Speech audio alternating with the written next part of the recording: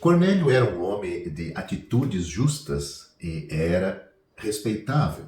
Orava, temia Deus e dava esmolas. Você pode ler toda a história em Atos capítulo 10. Essas qualidades notáveis se coordenam com a crescente consciência de Pedro quando disse no versículo 34 deste capítulo: eu percebo, por meio da revelação anterior, por exemplo, Lucas capítulo 24, versículo 47, e também sua visão em Atos 10, capítulo 11, versículo 16, e suas circunstâncias no versículo 19 a 33, que Deus não faz distinção entre judeus e gentios que o buscam, versículo 34. Deus afirma em sua palavra que não há um justo na terra, Eclesiastes capítulo 7, versículo 20, Romanos capítulo 3, versículo 10, não há temor de Deus no homem por natureza, Romanos capítulo 3, versículo 18, não há quem busque a Deus, Romanos capítulo 3, versículo 11, Isso se harmoniza com o que é dito sobre Cornélio apenas porque ele respondeu à luz da revelação divina e aos procedimentos do Espírito de Deus. É um falso ensino quem usa a história de Cornélio antes da salvação para dizer que isto é o novo nascimento operado pelo Espírito Santo, preparando-o para a salvação. O novo nascimento faz parte do grande pacote, se assim podemos dizer, recebido pelo pecador salvo pela fé em Cristo. Embora Cornélio não fosse salvo e nem tampouco havia nascido de novo, leia Atos capítulo 11, versículo 14, ele escolheu fazer as coisas certas, justas e honestas, mas ainda assim, cada um desses atos ficou aquém dos justos requisitos de Deus. Romanos capítulo 3, versículo 23. Nada do que é dito sobre Cornélio indica que ele foi salvo sem graça por meio da fé. Efésios capítulo 2, versículo 8, que contraria Efésios capítulo 2, versículo 8. Se ele fosse salvo dessa maneira, a graça de Deus falou com Cornélio, concedendo-lhe arrependimento. Atos capítulo 11, versículo 18, e remissão de pecados e recebimento do Espírito Santo. Atos capítulo 10, versículos 43 e 44.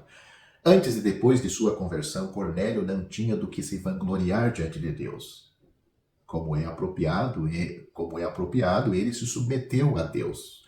Todos os que leem a Bíblia sabem que a condição para a salvação é a fé. Não há outra condição senão a fé. O homem, por ter caído e ser corrupto, por seus pensamentos serem tortuosos e por estar sua carne na esfera da lei, pensa que ele deve fazer algo para que seja salvo. Contudo, a Bíblia nos mostra que a única condição para a nossa salvação é a fé.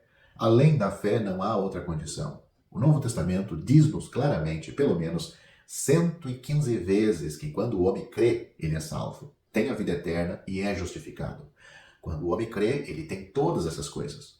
Somando-se a essa 115 vezes, outra 35 vezes, a Bíblia diz que o homem é justificado pela fé, ou torna-se justo por meio da fé. No primeiro caso, temos o verbo crer. No segundo caso, temos o substantivo fé. O verbo crer é usado 115 vezes. Uma vez que o homem crê, ele é salvo. Atos capítulo 16, versículo 31. Uma vez que o homem crê, ele tem a vida eterna. João capítulo 3, versículo 36. Uma vez que o homem crê, ele é justificado. Além desses versículos, há 35 ocorrências em que o substantivo fé é usado. O homem é salvo mediante a fé. Ele recebe vida eterna pela fé e é justificado mediante a fé. Portanto, em todo o Novo Testamento, pelo menos 150 vezes é dito que o homem é salvo, justificado e tem vida eterna unicamente por meio da fé. Não é uma questão de quem a pessoa seja, do que ela faça ou o que possa fazer. Tudo depende do crer. Tudo depende da fé na pessoa certa, na fé em Cristo que morreu por nós. Outra questão que merece especial atenção é que em todas essas 150 ocorrências da fé e do crer, nenhuma outra condição é adicionada. Esses versículos não dizem que o homem deve crer e a seguir fazer algo para receber a vida eterna. Eles não dizem que o homem deve crer e deve fazer algo para que possa ser justificado. Tampouco dizem que o homem deve crer e fazer algo antes que possa ser salvo. A palavra do Senhor menciona a fé de maneira clara e definida. Nada além é misturado ou vinculado à condição da fé. Portanto, a Bíblia nos mostra claramente que, do ponto de vista de Deus, não há outra condição para a salvação além de crer no Senhor Jesus Cristo como seu Salvador. Um dos livros mais lidos e apreciados do Novo Testamento é o Evangelho de João. Se alguém o ler cuidadosamente, verá que João escreveu esse livro com o único propósito de dizer-nos como o homem pode receber vida, ser salvo e como pode ser libertado da condenação. O Evangelho de João menciona 86 vezes que é por fé somente em Cristo e por mais nada que o homem recebe a vida, é justificado e não entra em condenação. Portanto, a Bíblia nos mostra clara, adequada e simplesmente que a salvação não é baseada no que o homem é, no que ele tem tampouco e no que fez. A Bíblia nos mostra que quando o homem crê no Senhor Jesus Cristo, ele recebe. Ele recebe por meio de crer.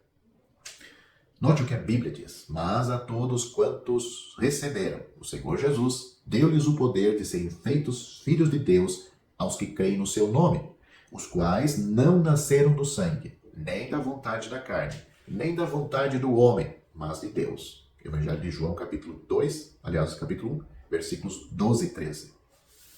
De acordo com a Bíblia, a graça é o que Deus nos deu por intermédio de Jesus Cristo. Para ele fazer isto está no princípio da graça. Uma vez que esteja no princípio da graça, do lado de Deus, então, do nosso lado, está no princípio da fé. Fé e graça são dois princípios inseparáveis.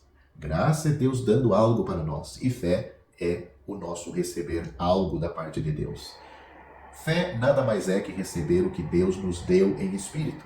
Isto é totalmente independente de obra. Somente desta maneira o homem pode receber a graça de Deus. Se recorrermos a quaisquer outro meio, não seremos capazes de receber a graça de Deus, porque pela graça sois salvos por meio da fé. E isso não vem de vós, é dom de Deus, não vem das obras, para que ninguém se glorie. Efésios capítulo 2, versículos 8 e 9.